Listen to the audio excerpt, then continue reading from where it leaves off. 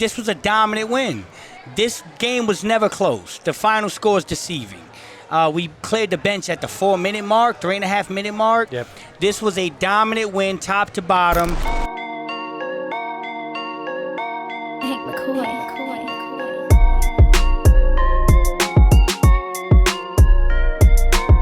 One of the rare times this season where you saw this team absolutely connected. 41 points at the half. Yep. They only give up 87 for the game, right? And just a phenomenal performance on that side of the ball. I was really, really impressed with their connectivity. Yeah, and that 87 was a season low for points allowed by the Suns and points scored by the Timberwolves in any game this season as well. Yeah, and that first quarter they attacked the bucket.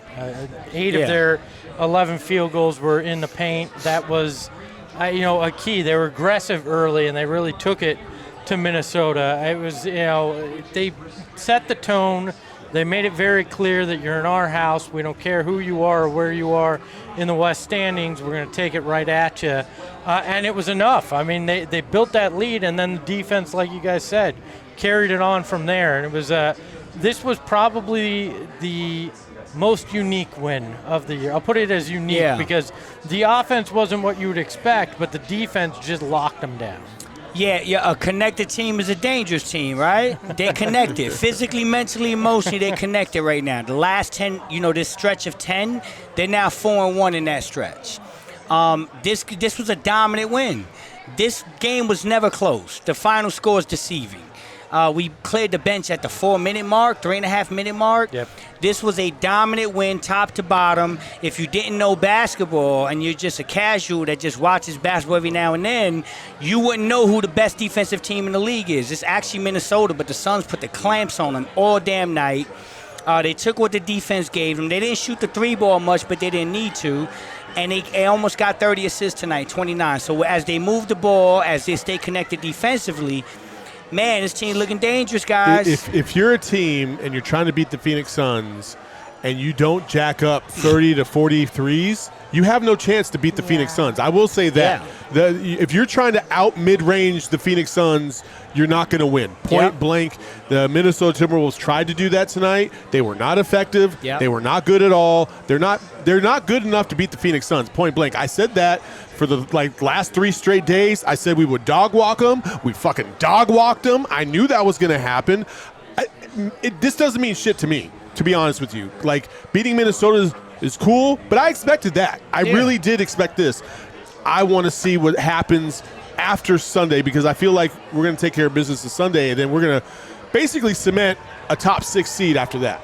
Yeah, and then everything changes. Well, everything changes. You make a great point. I don't want to jump too far ahead, but you got the Pelicans who you just dog walked the other day. Now we're in our house. Zion may not play that basketball game.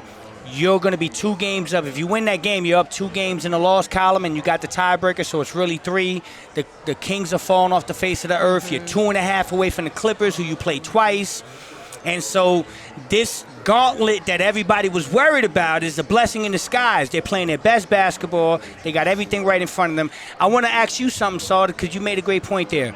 The 3-point shooting, are we starting to see the identity that the Phoenix Suns are realizing? If we can run you off the 3-point line, life is hard for you. If the Suns can run teams off the 3-point line, if that's the mentality going into the playoffs, hey, we done figured it out continuity-wise, we're feeling better offensively, we're going to run everyone off the 3-point line and see if you can out-mid-range the best boys in the business. Yes. That's what I'm talking about. Yes, I mean, it happens to the best teams. If you don't want them to jack up threes, they did it to the Warriors back in the day. Correct. They tried to run them off the 3-point line, but they had tremendous players that they were able to overcome it. Well, guess what? The Suns they've been run off the 3-point line a lot. These guys are kind of conditioned. Booker's conditioned and KD conditioned to exploit the mid-range, but they've had to extend. Yeah. And teams have basically tried to shut them down from the outside, especially Grayson Allen. Yeah. Well, use that medicine on other teams. Do the same thing, yeah. For real. If you do that, they're not going to beat you. If the Suns keep teams off the 3-point line, they are one of the best teams in the league. Yes. It's just they've had big trouble doing that this season. Tonight was not that case. Flex, I just got to give Flex credit, though, because he's been sitting here telling us there's a switch to be flipped. There's adjustments that could be made that they may be waiting until later in the season to happen. We saw it with KD's the way tonight. KD's rotation minutes worked tonight. You've sat here and said it, and we've scoffed, but I think you're starting to see they may have flipped that switch. You said it 4-1 in the 5 to start this 10 that we thought was going to be a gauntlet. People were saying toughest final 10 games in 30 years that we've seen, and this team's answered the bell. Yep. And a couple people in the chat are bringing up that exact same thing. I don't remember who it was, but somebody earlier in the show was like, I think we all owe Flex an apology. Yeah. I mean, collectively, Flex. Listen, I will say this. I will say this, man. good. I will say this. It's a little too early to give Flex some love. Yeah. No, I'm just kidding. No, it's early. You were right about this, though. You had optimism about this team and that they could flip a switch. I just didn't believe it. I didn't believe, based on everything else this season, I just didn't believe that they had it in them to flip a switch. But something has connected somehow, some way with this team defensively, especially.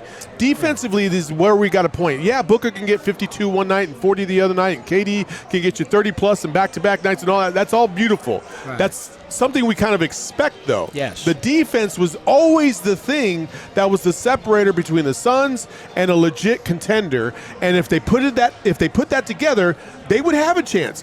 Right now, they're playing elite level defense. If they keep that up, they're going to be right there. Yeah. You still got a long way to go. Yeah. Matchups are everything, yes, especially when you get to the playoffs. And we can talk about that later in terms of like who we would like to see and who we wouldn't like to see. But you got to feel good right now if you're the Phoenix Suns. Can I ask this, though? And I'm not trying to be a Debbie Downer. I'm just seriously wondering it in terms of Minnesota. Without Karl Anthony Towns, this team is immensely one-dimensional offensively, right? Because it comes down to Ant-Man, right? Anthony Edwards. He puts up 19 shots, only makes 6 of them. Like, I get that they played good defense there. I feel like this is a really good matchup because they aren't three-point shooters naturally. They are one-dimensional right now offensively. I feel like that's part of what we saw tonight was they're extremely flawed, too. And that's not to discredit the Suns because they did exactly what they needed to. Earlier in the year, this is the kind of game that all of a sudden everybody in Minnesota, not even on the roster, becomes a three-point shooter, right? Yes. And tonight they took care of it. But I feel like this is a little one-dimensional without that. I just want to point something out, okay?